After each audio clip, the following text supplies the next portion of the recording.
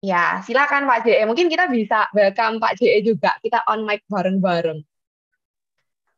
Hmm, Welcome Pak JE. welcome Pak JE. Welcome, Iya, Pak JE. terima kasih. Welcome, Pak. Aku ini ikut ini loh apa workshop untuk art terapi. Jadi terapi melalui art gitu. Biasanya terapinya kan serius banget gitu loh ya. Tapi ini lewat ngelukis, lewat musik, lewat playing gitu ya. Dan pada waktu belajar art terapi lewat ini lukisan, itu kaget banget aku. Ternyata 98% pelukis hebat seperti Van Gogh, ya, Francis Goya, saya yang di Jepang yang terkenal dengan lukisan titik-titiknya itu sakit jiwa semua. Dan sakit jiwanya itu disebabkan oleh mereka itu nggak mau ngakui gitu loh bahwa mereka itu sakit. Seperti Van Gogh sendiri itu nggak diobati, sehingga pada waktu dia melukis yang terakhir itu dia ke padang padi gitu ya, dia ngelukis, kemudian dia mati bunuh diri, tembak kepalanya sendiri. Jadi itu lukisan udah jadi dia bunuh diri gitu. Juga Francis Goya itu lukisannya itu ngeri-ngeri begitu. Nah, ternyata ketika mereka melukis itu mereka sedang menipu dirinya sendiri bahwa they are okay gitu loh.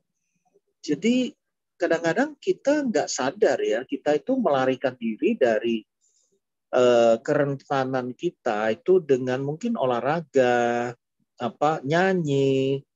Jepang itu banyak yang self deception ya, Korea Utara, Korea Selatan apalagi gitu ya, karena mereka nggak bisa punya uang untuk operasi dan lain sebagainya. Muka orang Korea Selatan tuh mirip-mirip KB ya, jadi mereka nggak bisa uh, mencapai yang terkenal gitu ya. Kalau terkenal banget, tapi kalau udah disaingi sama yang lain mereka udah mulai drop dan mereka udah mulai karaoke itu sebetulnya asal mulanya dari Jepang dan mereka begitu sumpeknya mereka sampai nyanyi-nyanyi, minum-minum, tidak pulang dan lain sebagainya.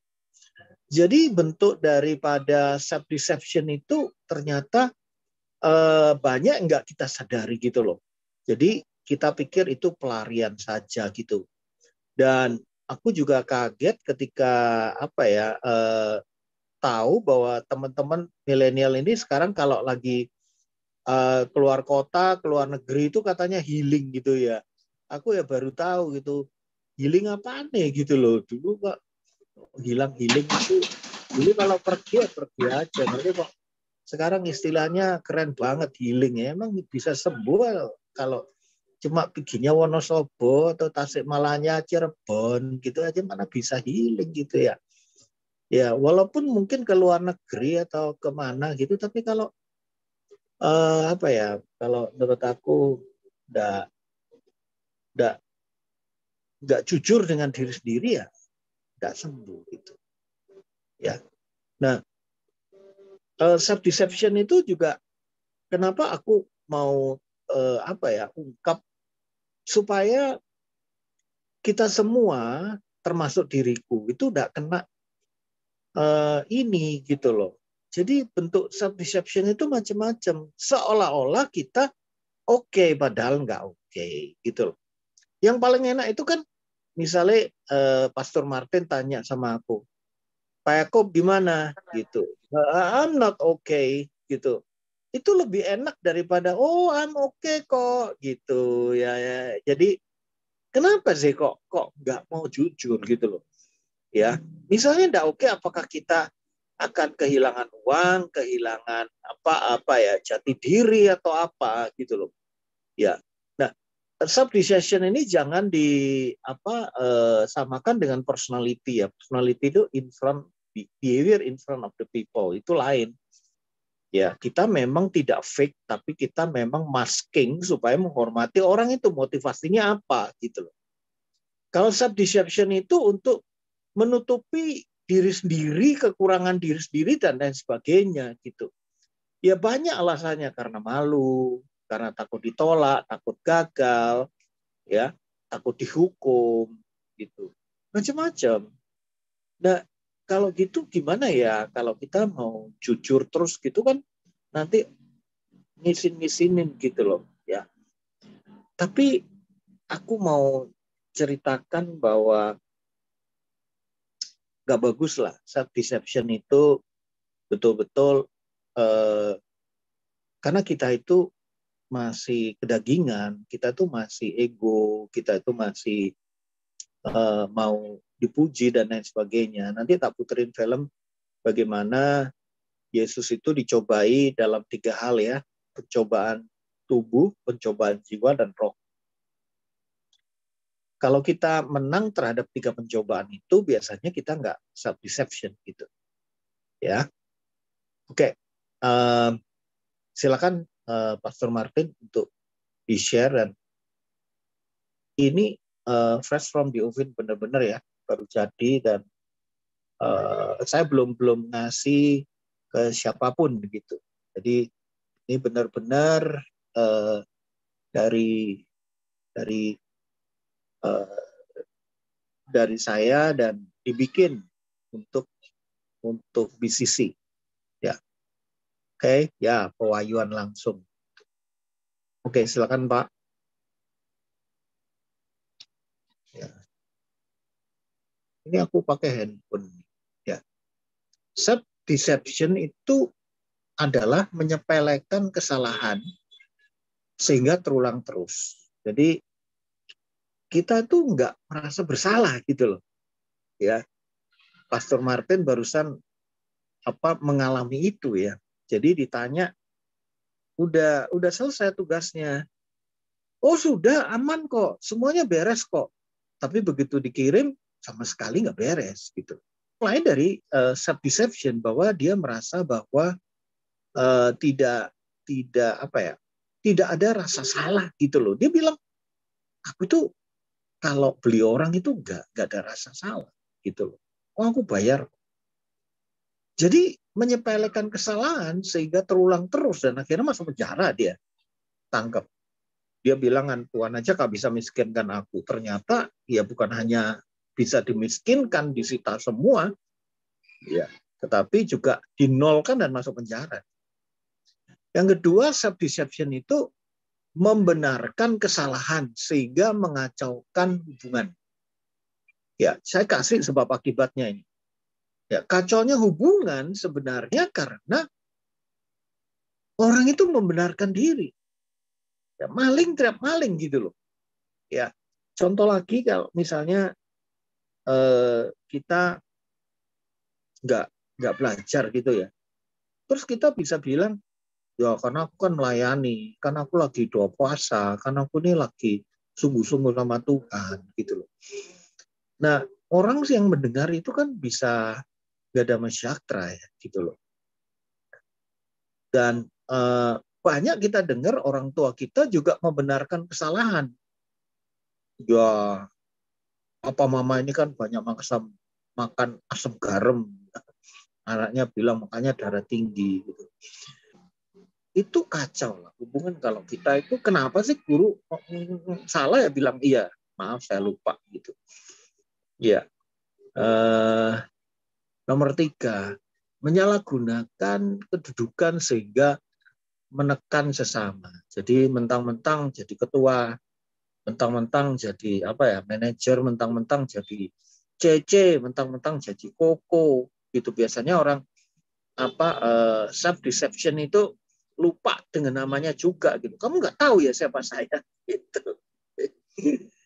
Iya, jadi mengharapkan pujian, mengharapkan penghargaan gitu. Sehingga biasanya menekan orang lain. Nah, itu sebetulnya bentuk-bentuk dari self deception yang tidak kita sadari. Ya, atau memalsukan identitas diri sehingga merugikan sesama. Bayangkan aku tuh melayani seorang pendeta di Bali ya. Gerejanya aku sembunyikan, tapi Pak Martin tahu tuh gereja gede di sana. Waktu ngobrol, dia itu memalsukan namanya, memalsukan gelarnya, memalsukan identitasnya. Tapi karena ya kami cukup peka dan kami ya biasa tahulah orang-orang yang memalsukan seperti itu. Lalu saya sengaja tanya, Bapak lulusan psikologi tahun berapa? Di mana? Dia ngomong di UI tahun ini lah, kebetulan tahun lulusnya itu sama dengan Dokter Yosi. Ada Dokter Yosi. Dan saya bilang itu Dokter Yosi itu lulusnya sama. Dia langsung mukanya merah dan takut. Dan akhirnya dia ngaku semua loh. Ya nama aku ini aslinya bukan yang ini. Wah namanya welek banget gitu ya. Misalnya namanya Richard gitu ya. Aslinya itu bukan Anto, bukan Rudi gitu. Aslinya itu Paimo gitu loh. Jadi betul-betul nama apa ya bangsawan yang dia pakai itu waktu itu. Kemudian saya bilang kamu mesti bertobat gitu loh. Jadi dia hanya lulus S1 tapi nggak ada S2. Dia juga memalsukan nama. Kenapa? Dia minder dengan dirinya sendiri gitu. Ya. Dan singkat cerita teman-teman saya tanya, boleh nggak aku ngomong sama atasanmu gitu, senior pastormu. Dia diem aja. Supaya kamu sembuh, Yakobus 5 ayat 16. Dan diem aja. Ya, akhirnya aku tetap ngomong sama atasannya. Atasannya bilang, masa sih nggak percaya saya, orangnya baik, gini. Dia mimpin radio Kristen di Bali gitu. Nah, singkat cerita, teman-teman, dia dipanggil. Dan waktu dipanggil, nah ini self deception ini jahatnya kayak begini, dibalik gitu loh. Wah itu Pak Yakob bohong, saya nggak ngomong gini. Wah ngaco deh. Gitu. Dan akhirnya dianggap saya ini hoax, fitnah dan lain sebagainya.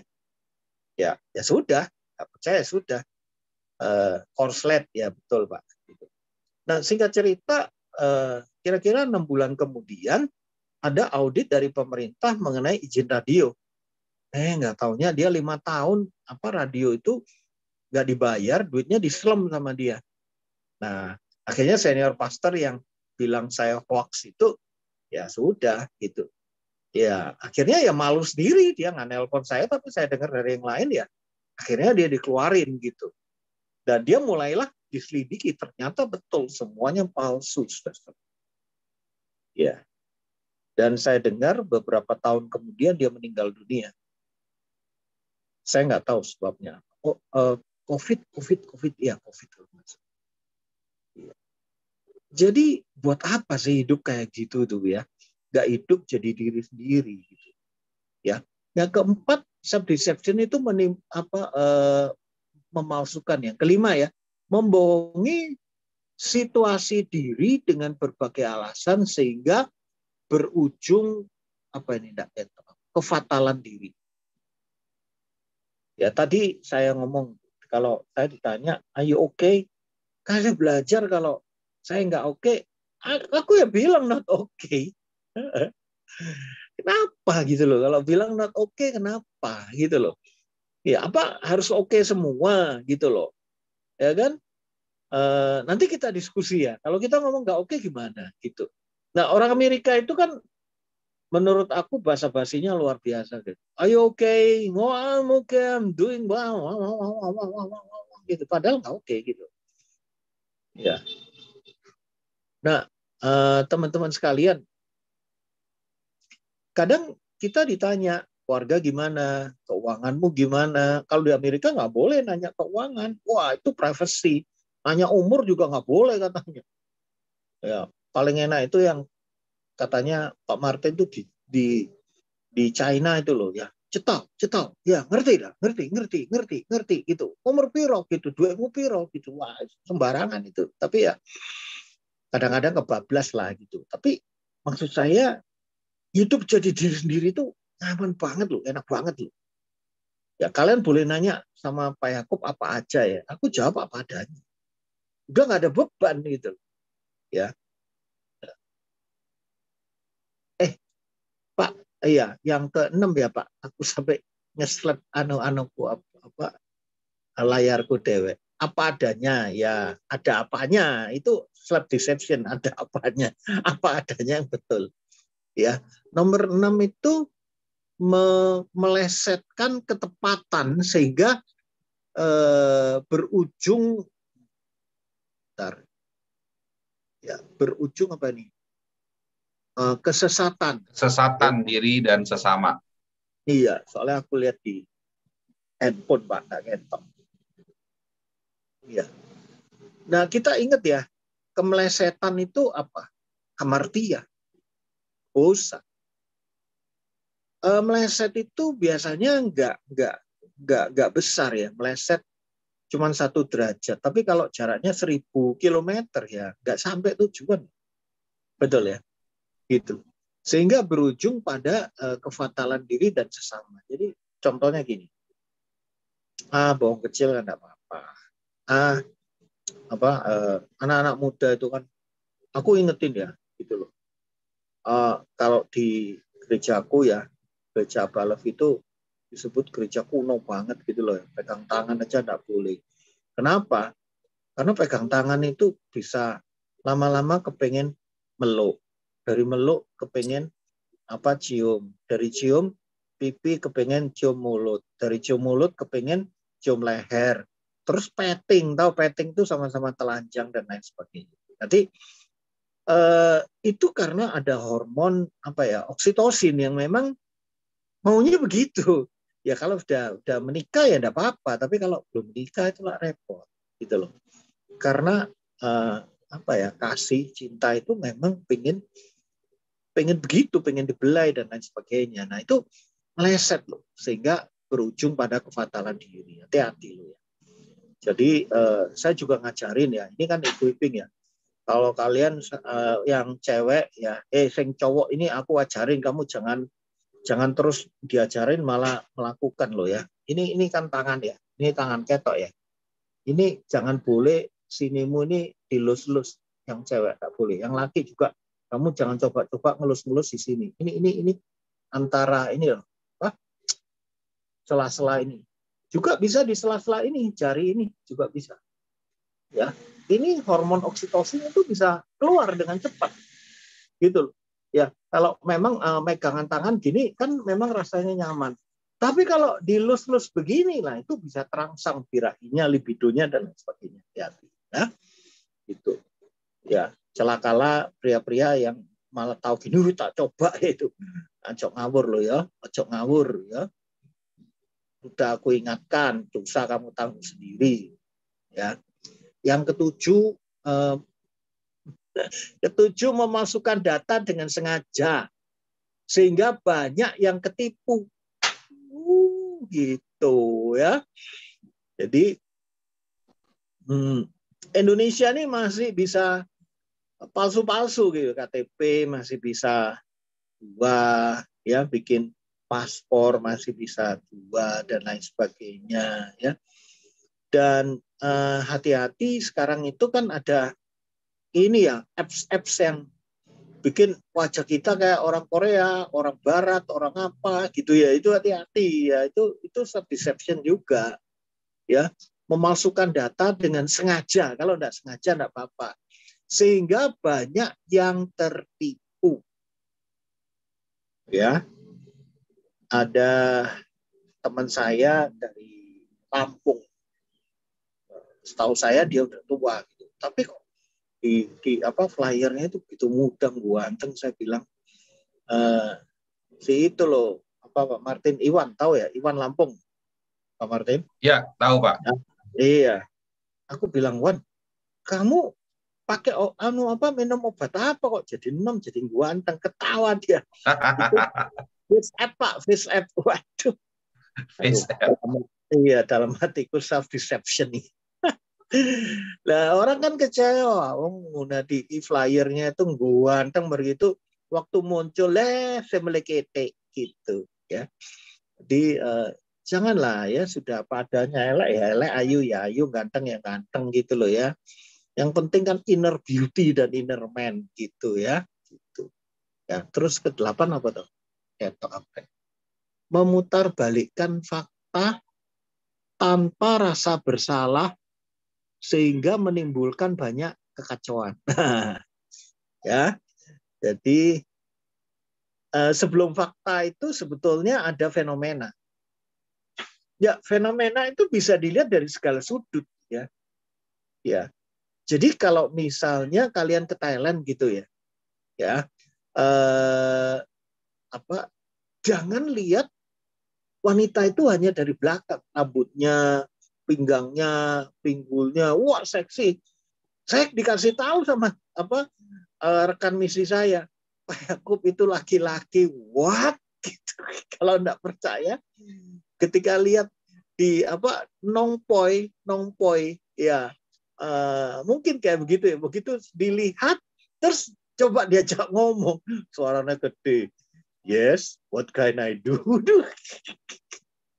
Mungkin ada juga yang suaranya lemah lembut ya, tapi ya kencingnya berdiri gitu, jadi repot ya. Kita itu memutarbalikkan fakta dari fenomena ke fakta ke ya. Anaknya baik, setahu aku baik banget gitu. Nah itu kan kalau sampai memalsukan data dengan sengaja, ya contoh lagi yang kita hati-hati ya, aku kasih tahu ya, nggak salah Pak Martin pernah cerita sama aku. Kalau kita terima bukti transfer tapi nggak ada nomor referensinya ya Pak ya, itu berarti dia belum transfer. Walaupun nama kita ada di situ. Karena kalau kita biasa transfer kan oke gitu, di oke klik lah keluar nomor referensinya. Kalau enggak, kenapa? Oh ya, begitu nggak di oke terus di screenshot, nah itu berarti palsu datanya, ya kan? Gitu. Nah, seringkali kita juga dengar orang jualan itu, saya ini perusahaan yang besar, perusahaan gini gitu ya, saya sudah biasa. Saya cuma tanya satu aja, kamu berapa lama kerja di situ? Nah, dia kalau sudah kayaknya kamu baru kerja deh, nggak sampai setahun. Enggak Pak, 10 tahun. Alah, 10 tahun apa? Dan ketawa dia, Bapak kok tahu? Udahlah, ngomong apa adanya. Saya nggak tertarik sama produkmu, tapi saya nggak benci kamu. Lebih baik kamu jujur aja, gitu. Ya biasanya penjual asuransi kan gitu. Terakhir ya jual asuransi, jual MLM juga begitu. Bukan salah, bukan MLM asuransi itu bukan salah. Tapi kalau saran saya ya jangan menyalahgunakan pertemanan. Kalau saya jualan gitu ya sama misalnya BCC. Teman-teman anakku itu jual balbet loh, Saikoro loh. Kalian beli dong gitu. Kalau enggak mau beli enggak apa-apa. Gitu terus terang aja. Aku jualan asuransi, siapa yang mau beli? Ayo tak jelaskan gitu. Jangan pakai ayo boleh aku ke rumahmu, kenapa? Kita doa bareng dan mari doa jual asuransi, jual MLM. Nah itu self deception. Ya. Memutarbalikkan fakta tanpa rasa bersalah sehingga menimbulkan banyak kekacauan. Yang ke-9, menyebar gosip hingga menjadi fitnah sehingga terjadi pencemaran nama baik. Ya, biasanya gosip itu sering terjadi di mana? Ayo teman-teman. Pada waktu hangout, ya kan? Pada waktu kita ngobrol sana, ngobrol sini. Saya mau jujur gitu loh ya. Jadi pas nomor 9 menyebar gosip hingga menjadi fitnah, sudah ya. Sehingga menjadi pencemaran nama baik. Wih, itu enggak kok, enggak usah tertuduh kamu baik-baik itu ya. Kamu bilang enggak ganteng ya enggak ganteng, kamu itu kurang ganteng, kurang bagus gitu. Orang enggak peduli, orang enggak setuju gitu ya. Gitu. Membenarkan diri sehingga tidak mau mengakui kesalahan. Bulet aja. Orang bilang kesana ada 1000 alasan. Ya kalau misalnya gini. Terlambat bilang aja. Ya, enggak usah macet, semua orang udah tahu lah alasan macet itu alasan yang sudah berapa juta kali. Iya. JW ku sapa sih? JW. Apa, Pak? Joyce Wong, Pak. Oh, Joyce Wong. Bustef. Ya, Bu Steph. Ada di sini ya? Ya itu yang dari tadi ngomong. Oh, alah. Iya. Ya. Membenarkan diri sehingga tidak mau mengakui kesalahan. Bulet aja. Udah. Kalau saya terlambat ya saya bilang ya. Saya tadi terlambat bangun. Udah. Itu. Kalau enggak macet ya enggak macet. Kenapa terlambat ya? Driver saya tadi datangnya telat gitu. Ya. Pernah saya satu kali ngomong itu saking terus terangnya itu bikin masalah juga. Itu nggak hikmat ya, aku ngaku gitu. Jadi ada meeting kantor, terus aku telat gitu. Pak J kok telat dong? Terus aku ngomong apa adanya, kan udah terbiasa ngomong apa adanya. Iya, aku sebenarnya males ikut meeting. Aku ngomong gitu. Mereka kecewa banget loh. Gitu. Ya, jadi sebetulnya kalau kita tidak mau mengecewakan orang ya, kita bisa poles sedikit lah. Ya, aku bilang, silakan meeting lah, jangan nanya-nanya aku gitu. Ya, sambil mukanya jutek kesel gitu, enggak apa-apa. Tapi enggak usah bohong gitu. Ya, oke Pak, next. Ya. Apa kata firman Tuhan mengenai self-deception? Ya, bisa diketik, no Pak, ketok aku Pak. Ya. Yeremia 42:20 sudah ada Pak. Ya, kamu telah menipu dirimu dan membahayakan nyawamu. Coba. Nyawamu. Iya. Jadi ujung self-deception itu mati, kayak yang saya bilang malsuin identitas itu. Betul-betul mati loh orangnya. Meninggal. Ya, 1 Korintus 3:18. Janganlah ada orang yang menipu dirinya sendiri. Jika ada di antara kamu yang menyangka dirinya berhikmat menurut dunia ini, biarlah ia menjadi bodoh supaya ia berhikmat. Saya ini kan ya boleh dibilang udah profesor, udah doktornya banyak gitu ya. Tapi kalau saya ditanyai nggak bisa, dulu saya, aduh masa gini aja nggak bisa. Tapi terakhir itu saya kalau ditanyai ya, kalau kalian ke Koram Dio pagi atau malam itu, saya jamnya saya nggak tahu gitu aja. Mungkin itu mengecewakan mereka, udah dokter oh nggak tahu. Kadang terus terang ya males mikir ya gimana ya. Ya udah ngomong nggak tahu aja gitu loh. Nah itu di pengadilan ternyata kata nggak tahu itu disahkan, dilegalkan, boleh gitu loh ya. Ya jadi kadang saya juga ya kalau ngomong aduh males mikir itu kan ya kasihan dia ya. Aku bilang saya belum dapat jawabannya, belum tahu, nanti saya chat pribadi ya gitu. Gitu. Galatia 6:3, sebab kalau seorang menyangka bahwa ia berarti padahal dia sama sekali tidak berarti. Coba toh, dia merasa luar biasa padahal sama sekali tidak luar biasa. Ia menipu dirinya sendiri. Ya itu Alkitab loh yang ngomong. Orang Galatia itu tahu ya sifat orang Galatia. Itu seperti kita, udah lahir baru, udah ngerti Yesus, buah Roh Kudus, tapi juga buah kedagingannya luar biasa di Galatia 5 itu. Ya. Nah, itu karena banyak dia menipu dirinya sendiri. Orang Galatia itu munafiknya Paul gitu, ya. Next, Pak. Yakobus 1:26. Jikalau ada seorang menganggap dirinya beribadah tetapi tidak mengekang lidahnya, ia menipu dirinya sendiri. Maka sia-sialah ibadah. Jadi orang asal ngomong gak mikir, itu kata firman Tuhan self-deception. Ya, tidak mengekang lidahnya, ia menipu dirinya sendiri. Jadi tolong ya teman-teman kalau anggota BCC ini sebelum ngomong mikir ya. 1 Yohanes 1:8 ya. Jika kita berkata bahwa kita tidak berdosa, maka kita menipu diri kita sendiri dan kebenaran tidak ada di dalam kita.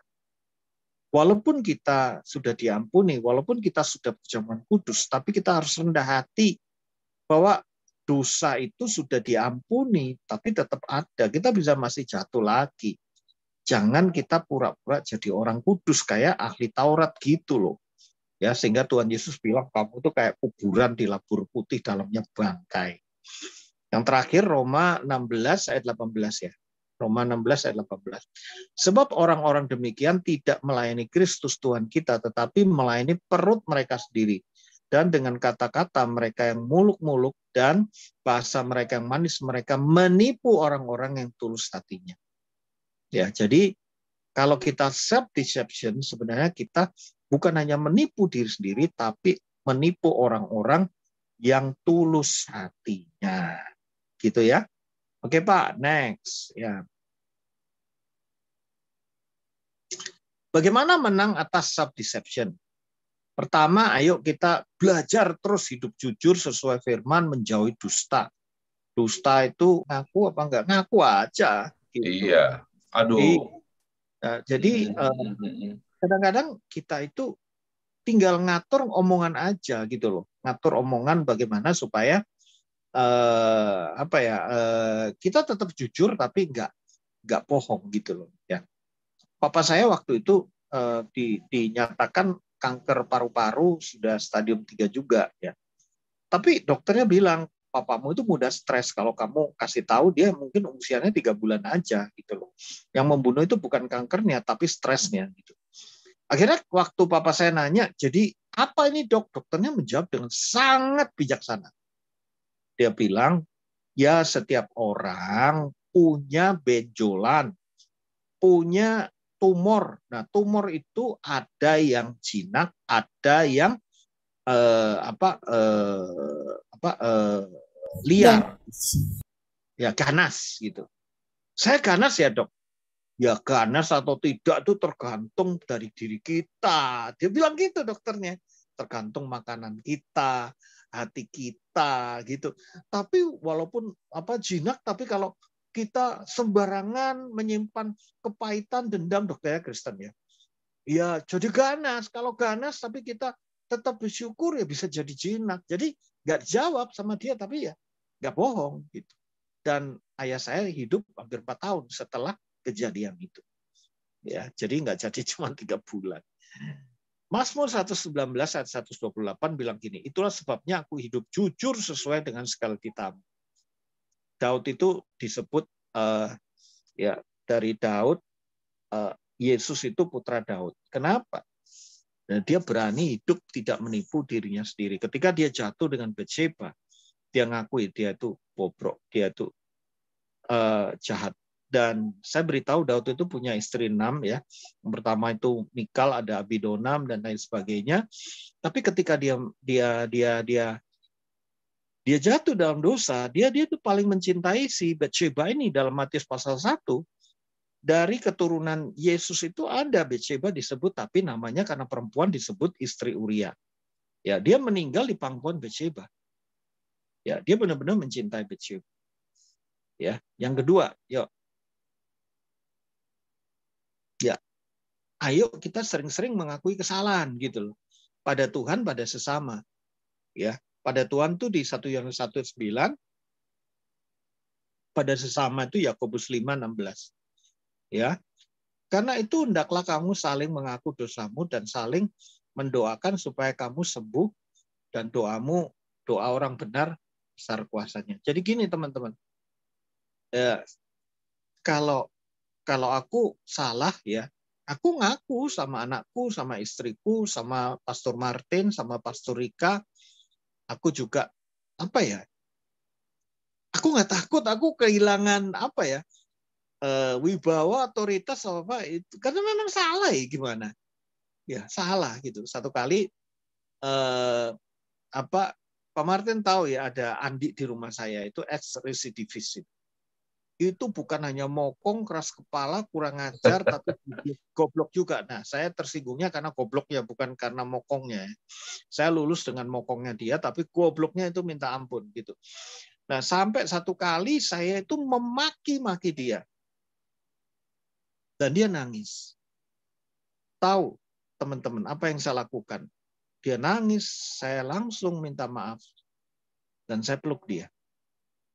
Saya sering emosional dengan apa ya, orang-orang yang stubborn, dengan orang-orang yang bodoh, orang-orang yang aduh gitu aja kok udah ngerti gitu loh. Ya itu bisa orang Surabaya bilang meso gitu loh, ya enggak bagus gitu ya. Tapi saya mengakui ya saya salah ya. Yang terakhir saya salah sama Pastor Martin sama Pastor Rika gitu. Saya marahin mereka berdua karena aku sayang ya, apapun tapi salah, besoknya aku ke rumahnya, aku minta maaf. Ya. Yang ketiga, yuk kita lihat. Bagaimana kita menang atas deception menjadi surat terbuka. Jadi hidup apa adanya itu paling enak loh. Benar nggak, Mona? Ya, Mona ada nggak? Tadi aku lihat ada. Ya, Mona itu menurut aku apa Sangat adanya ada. orang ada ya, gitu. Ada, Mau Pak. mau duduk kaki diangkat, mau apa, mau makan enggak pakai sendok, pakai tangan. Loh, Mona itu ya gitu, minum blok jadi ya manusia apa adanya lah dia itu ya. 2 Korintus Astaga. 2 Korintus 3 ayat 3. Naik lift sambil apa, Pak? Itu pernah heboh, Pak. Sambil maskeran, Pak. Ya ampun, karena telah ternyata bahwa kamu adalah surat Kristus yang ditulis oleh pelayanan kami. Ditulis bukan dengan tinta, tetapi dengan roh dan Allah dari Allah yang hidup. Bukan pada loh-loh batu, melainkan pada loh-loh daging, yaitu di dalam hati mereka. Jadi teman-teman, kalau kita surat terbuka, sebetulnya kita merasakan orang itu terberkati nggak ya kalau kita datang gitu loh, atau kita malah dijauhi orang-orang gitu ya. Oke, yang terakhir, lembar yang terakhir itu perenungan kalau nggak salah ya Pak Martin, perenungan. Nanti ini Ya. boleh diambil ini ya. Takut ditolak, takut malu, takut gagal, takut dihukum adalah salah satu penyebab penipuan diri. Ya.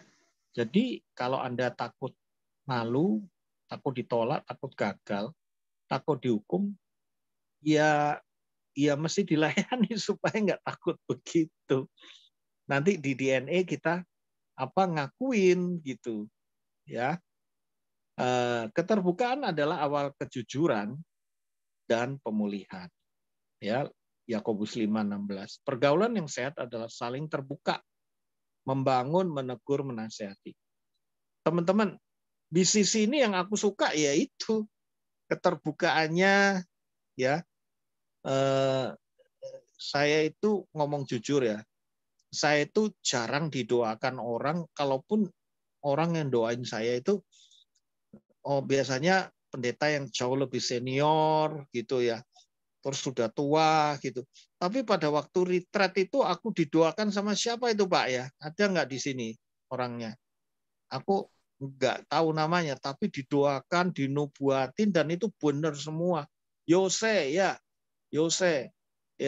ada Yose. Ya itu luar biasa loh. Aku tak lihat, kendel banget anak ini. Ya, wih, kendel tahu ya, berani banget ini doain Yakub Esra gitu loh. Pakai nubuat lagi gitu loh. Untung tepat nubuat. Jadi aku terharu ya. Kalian tuh benar-benar bisnis itu udah nggak pandang bulu deh. Lu mau pembicara sehebat apa ya, kalau Tuhan bekerja, tumpang tangan, doa lagi. Tumpang tangan loh Yose itu. Mana Yose? Ada ya? Ada nggak ya Yose? Belum, Pak. Lagi perjalanan, Pak. Oh, tahu kalau ada itu seru ini ya. Jadi saya nggak tahu kenapa dia berani doain aku. Tapi aku salut gitu loh. Aku salut. Biasanya yang doain aku ya Pastor Martin, Pastor Rika. Ya. Elita berani doain Pak JE, Elita?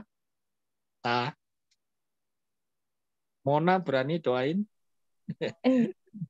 Berani, Pak, kalau Mona.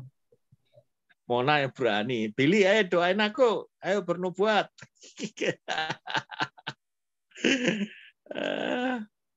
Jadi teman-teman, aku pernah ditegur sama Pastor Martin.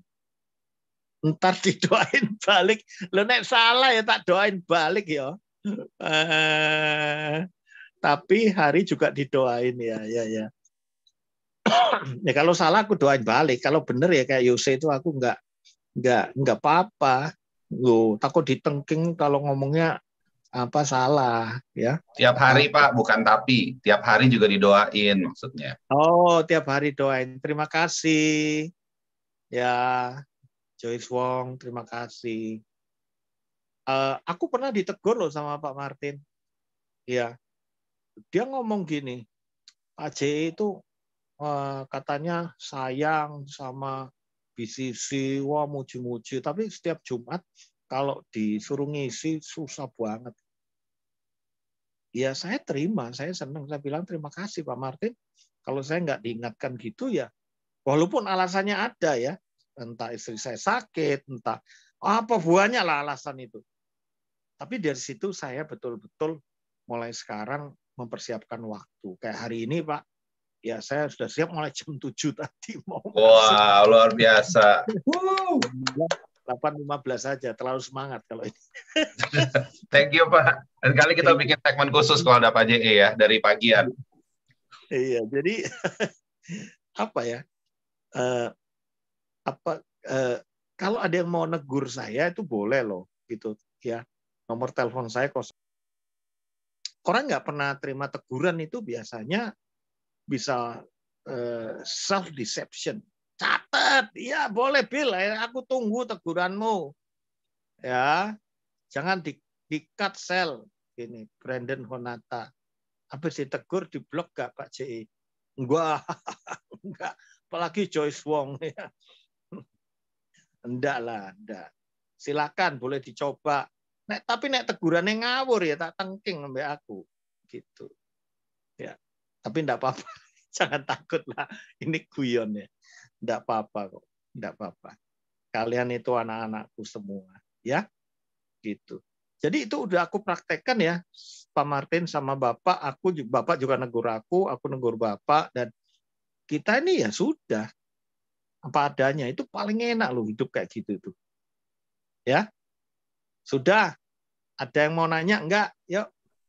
Nanti doanya nanti. Iya, boleh Pak JE. Ada yang mau tanya. Jadi ada dua pertanyaan. Yang pertama itu tadi kan kadang kalau misalnya orang lain mungkin bisa lihat kita kalau lagi self-deceiving ourselves gitu kan. Tapi kadang dirinya sendiri tuh nggak kerasa. Nah, sebagai teman-teman yang bisa kayak sadar kalau temennya ini lagi self-deception, kita sebagai teman-temannya itu harus kayak gimana menyadarkannya? Tegur dengan kasih. Lebih baik teguran yang nyata daripada kasih tersembunyi. Kayaknya enggak gitu deh. Kan kayak enak ngomong gitu. Ya kan? Misalnya gitu. Ya, kayaknya kamu enggak gitu loh, Brandon. Ya kan? Enak enggak ditegur gitu, Brandon? Iya. Kayaknya kamu enggak begitu deh, gitu. Ya apa? Gitu aja. Tapi tetap diingetin. Masa sih gitu? Kayak gitu. Kayaknya tuh awkward, tuh hyperbole. Gitu aja nggak apa-apa. Ih, kamu ya rendahin aku ya. Gitu. Iya enggak sih, kita kan udah punya komitmen di DNA apa adanya. Gitu. Ya. Aku di sini yang ngelihat ya, coba ya. Kayak Kathleen, kayak Brandon, kayak Mona, kayak Elita, kayak Pastor Martin, gitu. Kalau ditegur kayak enggak apa-apa itu. Malah terima kasih, gitu. Ya, benar nggak, Kathleen? Kamu kalau ditegur juga nggak apa-apa, Kathleen. Iya, Brandon? Iya. Alita? Iya, apa kan? Gitu. Oke, Pak, jelas. Jelas ya. Aku nggak usah sebutin yang ditegur itu sensitif, ada di sini, tapi nanti aja. Tepat ngomongnya. Oh, oke, Pak. Ini ada pertanyaan juga dari teman-teman.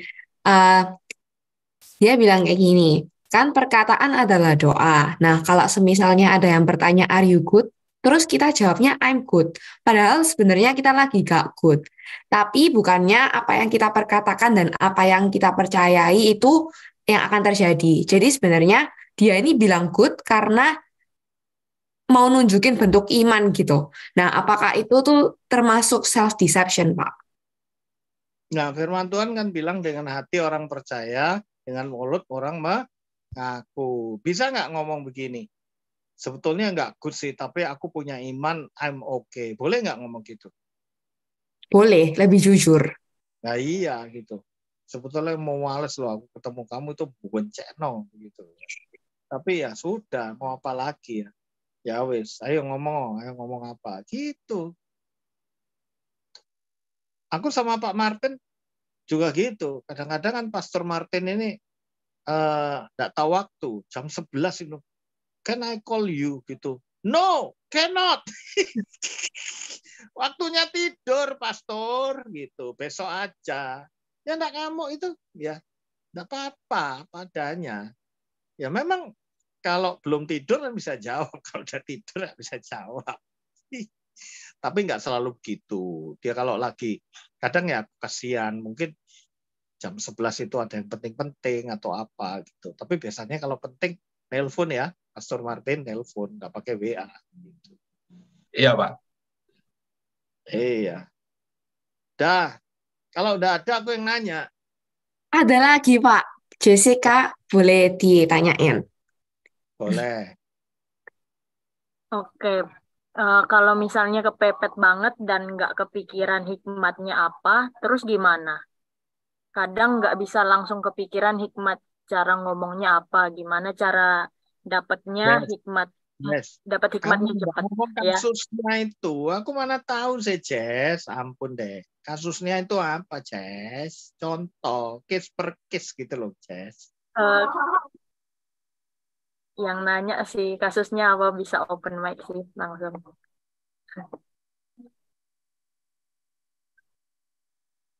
Kasus per kasus, nggak bisa begitu ya. Contoh kasusnya apa? Ya toh? Kalau secara umum nggak bisa dibilang ya, Pak, nggak bisa ngomong gitu. Ya tadi aku ngomong kayak misalnya papaku itu kan kanker stadium 3 ya. Jadi dokternya itu lebih bijaksana. Ya, ya, kanker itu ada yang ganas, ada yang jinak. Lah punya saya ganas ya, Dok. Ya tergantung cara makannya, tergantung hatinya Bapak. Kalau hatinya penuh syukur, sukacita, kalaupun ganas jadi jinak. Tapi sebaliknya kalau jinak jadi ganas, tergantung hati. Enggak, saya ini mau tanya dokter gitu loh, karena saya di sebelahnya. Saya ini sebentar lagi mati ya dokter. Loh mati itu kan di tangan Tuhan, masa di tangan saya? Enak toh? Gitu loh. Dan sebetulnya papa saya tahu nggak? Tahu. Cuman dia mengikuti saran dokter. Hati yang gembira adalah. Ya, Oke. kalau nyari dokter yang pinter, anak Tuhan, aja dokter sing ngomongnya pelintat-pelintot terus ngawur gitu. Tambah cepat mati kita kalau ke dokter. Nanti minta rekomendasi ke Pak JE ya kalau mau ke dokter. Iya, nek dokter jerawat boleh, nek dokter kanker ojo ya. Pak, ini ternyata ada case lebih spesifiknya gini yang. Jadi case-nya kayak gini, Pak. Kalau misal orang tua nggak mau kita ibadah, tapi kita tuh mau fokus ibadah. Lalu kita harus bilang apa ke orang tua dan jelasin kalau kita itu butuh komunitas dan pergi famsel onsite gitu. Takut dihukum nggak? Mungkin takut dimarahin gitu, Pak ya. Lah, ngapain takut? Kita melakukan kebenaran. Cara jawab orang tuanya yang tetap hormat tapi tetap mau sampaikan kebenaran itu gimana, Pak? Supaya Biasanya diizinin untuk pergi. ajari gini. Yang pertama ya ini tahap basic level gitu ya. Yang paling rendah gitu. Maaf, Pak. Mama milih mana? Aku ke diskotik atau ke persekutuan doa? Ya enggak boleh dua-duanya. Loh, repot ya. Aku ini sudah besar loh, udah dewasa Mas. Sedikit argue gitu loh. Setelah ya, aku tak berangkat dulu ya, nanti kita lanjut lagi. Itu basic ya. Kalau sudah lebih intermediate itu kita ngomongnya begini. Mama mau nyoba tak? Rasanya persekutuan doa itu, waduh, nyaman, diberkati. Aku selalu doain mama papa loh, gitu. Ya. Nah, kalau sudah advance kita ngomong, mah, Yesus itu Tuhan dan Juru Selamat diinjili habis. Mama kalau enggak percaya, rasanya itu luar biasa. Kayak aku gini, kamu gila ya, biasanya begitu ya. Ya risiko ya, gimana ya? Pembentukan karakter itu kan dari rumah, dari sekolah, ya enggak apa-apa. Kebanyakan kita itu takut ditolak, takut dihukum, takut dimarahi gitu loh. Iya.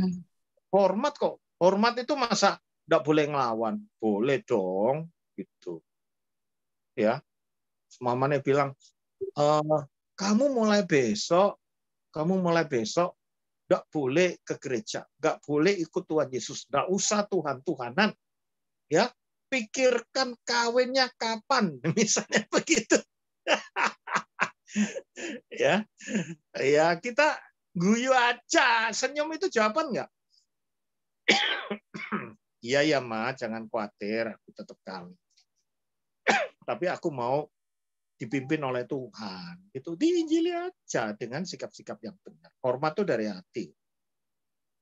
Masalahnya kita kalau sudah takut dihukum, takut dimarahi, udah jawabannya itu udah ngarang gitu ya.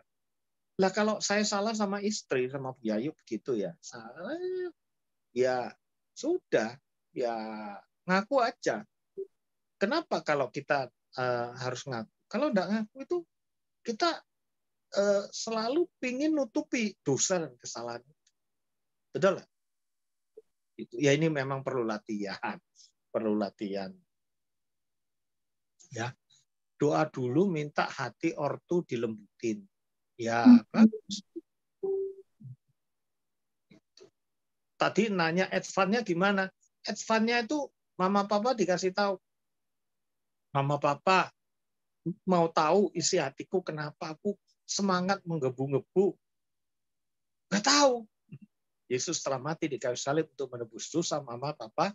Ya, dan ya diinjilin udah. Mama papa terima Yesus sebagai Tuhan dan Juru Selamat, itu advance ya.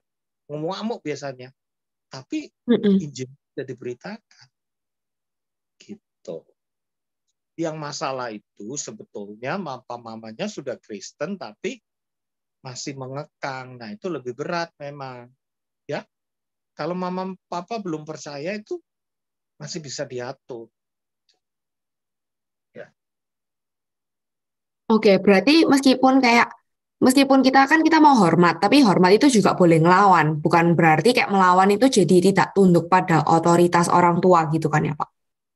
Jadi kurang ajar itu nada tinggi. Terus pemilihan kata-katanya, wes aku nggak mau tahu, mama itu kolot, tuwek, elek, itulah. Itu kan repot, kayak begitu kan menghina, ya kan? Kita nggak ngomong gitu kok. Kita nggak berbuat dosa. Ma, aku ini sayang sama kamu. Sayang tapi buktikan. Loh, ya wis lama, wis nanti ayah ngomong saat tinggal disek gitu. Kamu udah black gitu kan enggak apa-apa. Bukan memberontak, itu sudah ngomong, udah pamit kok. Itu namanya menghindari perdebatan.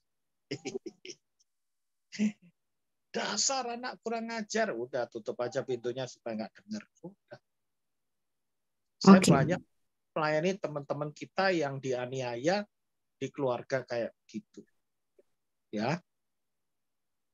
Billy aku biasa begitu. Capcus. Oke. Ini ada yang tanya lagi, Pak, tentang budaya. Mungkin Jessica bisa. Iya, Pak, kalau misalnya budaya gitu kan, Pak, apa harus jujur? Misalnya contoh bilang, biasanya kan ada yang tanya kabar tuh, terus biasanya orang-orang jawab baik-baik aja. Itu gimana tuh, Pak? Apa kita harus jujur, ngikut budaya gitu? Gini. Kalau lumayan baik, boleh nggak ngomong baik? Yes. Iya, boleh. Iya. Tapi nek welek banget, ya jangan ngomong baik dong. Kalau ada baiknya sedikit ya enggak apa-apa. I'm okay gitu. Ya, Hmm, itu jawaban. iya. Oh, ada baiknya ya, oke. Ngomongnya itu. Kalau aku ngomong, Pak J gimana? Ya, oke. Itu berarti ada baiknya, tapi ada nggak baiknya gitu. I'm okay gitu. I'm okay gitu. Nek jengkel, I am okay gitu. Jadi Berarti sebagai yang dengerin juga harus bisa peka ya Pak. Kalau misalnya perlu tanyain ya tanya gitu. Terus ada pertanyaan lagi nih Pak. Kalau misalnya gini, kasusnya gini Pak. Kalau udah pacaran terus udah jatuh dalam dosa dan pengen terus kan untuk lakuin dosa. Padahal dia tuh udah tahu kebenarannya. Sebenarnya pengen lakuin balik ke jalan yang benar untuk tidak melakukan dosa lagi. Tapi sulit Pak. Nah, namun kita meyakini dengan iman kalau sebenarnya bisa menang. Apakah ini termasuk self-deception? Lalu bagaimana ya mengatasi situasi ini yang kayak pacaran, dalam hal pacaran gitu? ngaku dosa sama Tuhan, ngaku sama Pastor Martin, pembina, terus bisa sampai betul-betul kita serius mau nikah, baru kita ketemu lagi. Sebab kalau gitu terus malah wah daripada kita nggak boleh terus kita langsung kawin aja lah. Nah itu tambah repot, biasanya rumah tangganya kacau nanti. Ya dosa itu meleset kan.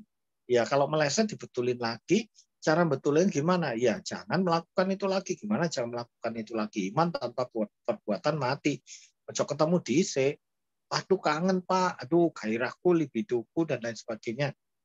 Ya itu bentuk daripada penyangkalan diri yang tadi tak putar film itu loh. Ya. Jadi kalau ada yang sudah jatuh dalam dosa, pisah, harus pisah. Kalau ngerokok harus berhenti saat itu juga. Kalau narkoba harus berhenti walaupun sakau. Jadi jangan setengah-setengah. Gitu. Oke. Biasanya kalau misalnya udah dosa gitu ya, konselor yang ngawur itu bilang begini, kamu berhubungan seks, make love itu sebulan berapa kali? Waduh, bisa 10 kali konselor gitu. Ya udah, bulan depan 8 kali aja ya, bulan depan 6 kali, bulan depan 4 kali. Waduh, itu ngawur. Ngawur kalau salah kayak gitu. Nggak bisa. Kalau ngomong sama saya ya, kalau betul-betul mau bertobat, ya di stop. Tapi biasanya nggak mau itu.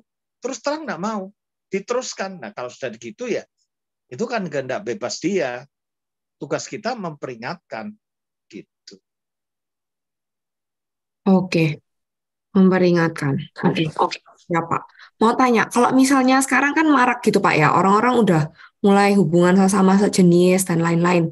Lalu apakah kebingungan gender dan hal-hal seperti itu termasuk self-deception?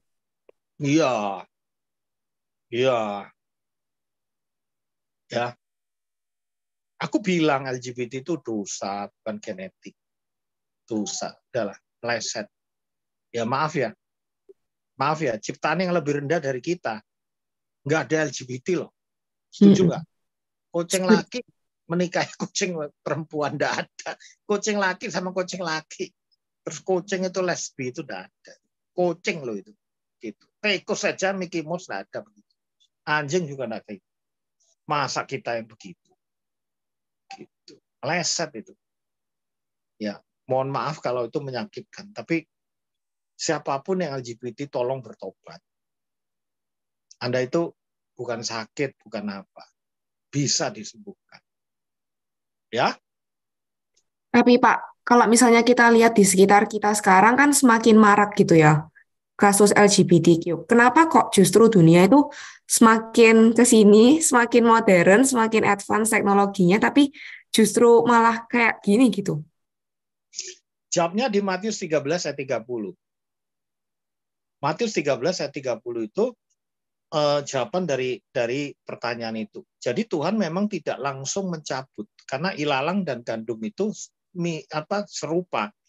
Tapi ketika sudah matang untuk dituai, itu artinya gandumnya sudah siap, itu dicabut. dua-dua dicabut dan ilalang dipisahkan, diikat, dibakar. Sedangkan yang gandum itu ditaruh di lumbungnya Tuhan. Itu jawabannya. Nah, kenapa nggak dicabut ya? Kita sendiri harus diproses untuk tidak begitu. Kita cuma nasihati, kita mendoakan, tapi kita sendiri jangan jadi ilalang, kita jadi gandum aja. Dan kalau sudah waktunya Tuhan sudah masak ya, itu baru dicabut sama Tuhan. Kenapa Tuhan tidak nyabut? Ya semuanya ada waktunya. Baca Matius 13 ayat 30 ya. Matius 13, oke. Berarti ini emang Tuhan udah emang rencanain ya Pak, proses ini dari awal. Iya, sama Matius 37 baca. Ya orang fasik itu disimpan untuk betul-betul nanti bakal dihukum gitu. Oke. Ya, lumayan serem juga ya Pak. Tapi ini cukup membuka mata sih. Berarti kalau misalnya kita dihadapkan hal-hal seperti itu juga, itu tantangan supaya kita bisa tetap pegang hal yang benar ya Pak. Oh iya, nanti kalau perlu aku kasih ke Pastor Martin ya, yang memoki nama Yesus itu ada yang mendadak langsung Mati, Pak. sakit, mati, ya banyak ya, Ya. gitu loh. Dan yang Agustan itu kentutin Alkitab, dia bilang kalau Tuhan ada ya, aku pasti dalam sebulan sakit, nggak usah sebulan ya, berapa hari kemudian disetruk sampai hari ini belum sembuh. Gitu. Ya. Wow. Bagi aku Tuhan itu ada nyata, jangan macam-macam. Oke. Iya Pak, ini kita juga ada yang mau open floor buat teman-teman yang mau tanya ke Pak JE bisa on mic. Sepertinya tadi ada yang mau tanya. Aku mau tanya Pak CE. Tadi kan salah satu hal dari arti self-deception itu kan kita menyepelekan kesalahan ya. Terus cara overcome itu, yang poin kedua tadi itu keterbukaan. Tapi gimana sih supaya terbuka itu efektif? Karena seringkali kalau misal kita atau teman kita gitu kayak terbuka gitu tentang kesalahan gitu kan. Pertama kayak kita ingetin, iyo mesti tobat kon. Tapi lama-lama kayak karena terlalu sering diulang, terlalu sering jatuh, kayak kita lama-lama mikir, iyo angel yo buat berubah. Jadi kita kayak semacam memaklumi gitu loh. Itu gimana sih supaya kayak terbuka tapi efektif gitu Pak? Itu buat orang lain atau diri kita sendiri? Buat diri kita iya, karena kita juga ada kesalahan, kita belajar terbuka DNA, karena kan saling, tapi juga buat orang lain. Kadang kita ngingetin sekali, kita masih ingetin 2 kali, lama-lama kita mikir, kayaknya memang susah gitu. Orang benar itu bangkitnya 7 kali, artinya selalu harus bangkit. Berarti kalau Tuhan bilang, maafkan kesalahan orang 70 kali 7 kali 7, kemungkinan memang kita itu bisa jatuh lebih dari berulang kali gitu. Bisa. Tapi bukankah kayak jatuh berulang kali itu salah satu indikasi dari kita menyepelekan ya Pak? Kayak tadi yang di poin ke berapa itu, 1 kayaknya. Kalau menyepelekan itu kan self-deception. Memang kalau kita tahu akal self-deception itu masa lalu kita yang memang kurang dipuji, di-abuse, rumah tangga broken, dan biasanya sering jatuh kayak gitu, Brandon. Jadi pentingnya ya bukan terus suruh berhenti, itu mesti ditanya, ya, ditanya ini masa lalumu kenapa gitu, anchor-nya ditemukan.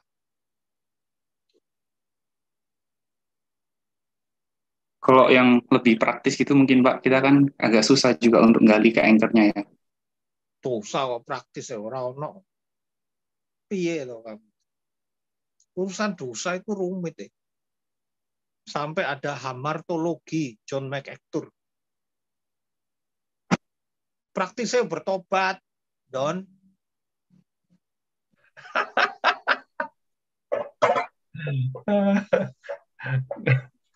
Ya kalau kamu disambatin orang terus gitu, kamu sendiri bosan nggak?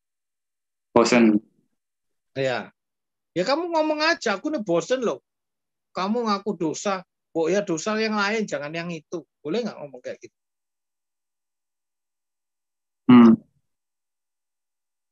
Iya, jadi melayani itu dengan kreatif. Kamu itu kepala batu kayak gitu. Kalau kamu dosanya sama, udah kamu tanggung sendiri deh.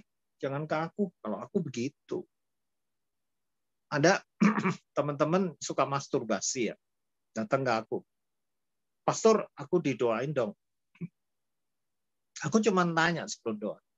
Kamu masih suka masturbasi nggak? Doyan nggak? Masih enak? Enak, Pastor? Ya justru aku minta didoakan supaya lepas. Aku bilang enggak. Ketika kamu udah benci, aku akan doa. Kenapa? Walaupun didoakan, besok jatuh lagi. 3 hari jatuh lagi. Minggu depan jatuh lagi. Itu mesti dicari akarnya kenapa. Biasanya orang yang terikat masturbasi itu karena tertekan. Karena dikecewakan. Sama dengan obesitas. Gitu. Ya. Praktisnya gimana? Bertobat dong. Gitu. Tapi ya di belakangnya itu pasti ada yang perlu digali gitu loh. Oke, thank you, jelas. Belum jelas.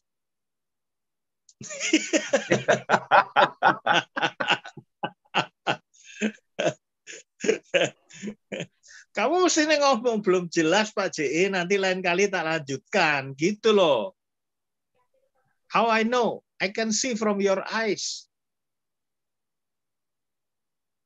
Kayak itu Pak, kayak misal kasusnya sederhana ya, lebih sederhana. Kayak misalnya waktu ibadah gitu, kita ngajakin dia ibadah atau ngajakin call DNA gitu. Terus kayak every time selalu ada aja mungkin kayak yang buat jadi susah gitu kan. Kayak apa-apa gitu. Nah mungkin pertama kali kita masih ingetin gitu, masih ingetin. Tapi kayak lama-lama ya kita kayak udah memaklumi gitu loh. Ya kayaknya memang nggak bisa orangnya buat nyempetin waktu gitu. Berarti kayak gimana sih kita tetap jujur gitu, udah ke orangnya terbuka, tapi juga eh, kayak duit dengan kasih gitu loh. Karena sometimes it's hard gitu loh untuk kita. Brandon, Ya, Pak JE ngalami gitu nggak? Nginget orang tapi orangnya nggak mau. Ngalami nggak? pasti. Pastor Martin? Ngalami dong. Ya, kita semua ngalami. Ya bukan kamu aja yang ngalami berarti. Ya. Kalau semua ngalami ya nggak usah merasa aneh, itu wajar. Tanggung jawab kita adalah mengingatkan Ibrani 10, 24, 25. Kalau dia nggak mau, ya sudah gitu loh. Sama dengan gini loh, ya. Orang nggak bisa berenang. Jangan ke tempat yang dalam. Dalam itu enak loh, kakinya nggak nginjak tanah, bisa kecipak-kecipik, terus dia tenggelam. Kita tolong dia, kasih ban. Pegang ban itu. Enggak, aku nggak mau. Kamu aja yang turun. Lah ya, itu namanya carpe diem kan, gitu loh. Ya sudah, kalau dia dikasih ban nggak mau, ya mau caranya sendiri. Kalau saya biarin, gitu. Tugas kita adalah menasehati, menolong, mendoakan. Just it. Perubahan itu di tangan orang itu sendiri dan Tuhan. Ya, Amsal 21 ayat 1. Ya. Oke, jelas. Iya, kayaknya kali ini udah jelas deh. Kathleen, kamu di mana, Kathleen? Di Nanjing, Pak. Oh. Oke. Ya, thank you Pak JE. Buat teman-teman, aku yakin pasti teman-teman juga banyak belajar hari ini. Mau say thank you juga ke Pak JE. Hari ini kita belajar banyak tentang sifat manusia yang mungkin kita sendiri sering nggak sadar ya, gitu. Oke, mau kasih rangkuman sedikit. Tadi Pak JE sempat share kalau misalnya self-deception itu juga dosa dan ujungnya maut. Tapi karena ini dosa itu bukan sesuatu yang gampang untuk kita notice sendiri ya. Kita perlu bertobat memang, tapi untuk menyadarkan kita sendiri pun kadang kita nggak sadar. Kita bisa cek ciri-ciri, apakah kita mulai tidak disukai sama teman dan sesama, apakah kita mulai mati rasa saat melakukan salah, dan jadinya kita nggak tahu apa yang salah. Terus apakah kita suka menipu gitu. Terus kita juga bisa, salah satu cara lain untuk bisa sadar kalau misalnya kita salah, itu kita juga bisa terbuka pada orang-orang dalam komunitas. Seperti DNA kan kelompok kecil gitu kan. Kita bisa dengan tulus hati dan lebih terbuka lah kok misalnya dalam DNA untuk bisa cerita banyak hal ke teman-teman. Jadi kalau misalnya kita lagi error pun teman-teman yang bakal bisa bantu kita. Kan DNA itu kan sebagai kaca juga buat kita. Mungkin banyak dari kita yang kalau misalnya sendiri nggak bisa sadar, tapi DNA yang bisa ingetin kita, teman-teman DNA, asal kita bisa terbuka. Ingat kalau misalnya keterbukaan adalah awal pemulihan gitu. Dan bagaimana menang atas self-deception selain menjadi terbuka itu, kita setelah tahu dan sadar, kita bisa minta ampun dulu ke Tuhan. Kita bisa kok berubah, tapi awalnya kita harus bertobat dulu gitu. Terus yang setelah mengaku dan sadar itu, kita bisa langsung action. Kita mau hidup saat sesuai firman, supaya kita nggak terlalu dalam self-deceiving ourselves lagi dan lagi. Kita nggak mau terus ada dalam dosa dan ketakutan dan nggak nyaman menjadi diri kita sendiri, karena kita nggak mau jujur dan terbuka, even ke orang-orang terdekat kita. Karena itu juga bisa bahaya buat diri kita sendiri, teman-teman. Ingat, ini emang agak serem ya, tapi kebenarannya adalah kalau misalnya kita lakuin ini terus-menerus ya, kita bisa berujung pada kematian gitu, ke maut gitu, karena ini adalah dosa. Nah, oke, itu aja rangkuman dari aku. Semoga teman-teman juga kita semua bisa reflect upon apa yang Pak J sharing dan kita bisa lakuin, nggak cuman dengerin doang, tapi kita bisa lakuin apa yang bisa kita lakuin. Kita mau reflect ke diri kita sendiri. Kalau misalnya masih bingung, kita juga bisa langsung share ke teman-teman DNA. Kita bisa share karena habis ini bakal ada breakout room yang bakal dibuka buat teman-teman bisa cerita-cerita. Kalau misalnya ada bingung apa gitu ke teman-teman DNA, nanti breakout room-nya kalian bisa pilih sendiri ya di Zoom ini, gitu. Oke, terima kasih. Apik Ya. tenan, saya lihat ciamik soro. Makasih Pak JE. Praise Iya. God. Iya, bagus. Tutams. Oke, kita sebelum tutup, kita mau doain Pak JE juga. Kita mau doa tutup dan nanti akan doa berkat oleh PSM ya. Yes, yuk kita berdoa. Tuhan, terima kasih Tuhan buat pelajaran yang kami terima hari ini. Sangat banyak kami dapat Tuhan. Biarlah Tuhan apapun yang hari ini kami dapatkan biar menjadi rema buat setiap kami dan menjadi teguran buat kami Tuhan. Kami mau hidup jujur, kami mau hidup apa adanya, kami mau hidup seperti Engkau Tuhan. Biarlah tuntunan Roh Kudus-Mu yang membantu kami menjadi orang yang seperti Engkau Tuhan. Dan Tuhan, kami juga mau berdoa secara khusus buat Pak JE Tuhan. Biarlah juga Tuhan yang memberkati kehidupannya Pak JE. Apapun yang Pak JE sedang kerjakan, apapun yang pelayanannya, Tuhan yang turut bekerja dan terus tutup bungkus kesehatannya Pak JE juga, Tuhan yang berkati dan keluarga juga, apapun yang menjadi pekerjaan keluarga dan semua anak cucu juga Tuhan yang tutup bungkus selalu Tuhan. Kami serahkan Pak JE ke dalam tangan-Mu. Mari kita boleh terima berkat daripada Allah Bapa, cita kasih dari Tuhan Yesus Kristus, dan persekutuan Roh Kudus boleh menyertai kita semua, mulai hari ini sampai selama-lamanya. Pergilah, jadilah terang, jadilah berkat dimanapun kau berada. Kita terima semua berkat ini dalam nama Tuhan Yesus Kristus. Amin. Terima kasih banyak Pak Yakob Esra. Shalom BCC Family. Semoga setiap dari kita terberkati melalui firman yang baru saja kita dengar. Firman Tuhan berkata, berbahagialah orang yang mendengarkan dan menaati firman Allah. So yuk kita mau praktek firman hari ini dalam kehidupan kita sehari-hari.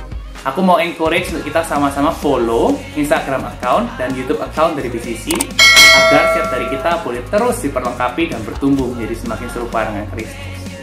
Buat teman-teman yang membutuhkan dukungan doa, konseling maupun komunitas bertumbuh, jangan tunda-tunda lagi ya. Langsung DM ke Instagram account kita atau melalui alamat email yang tertera. See you again very soon. Tuhan Yesus memberkati.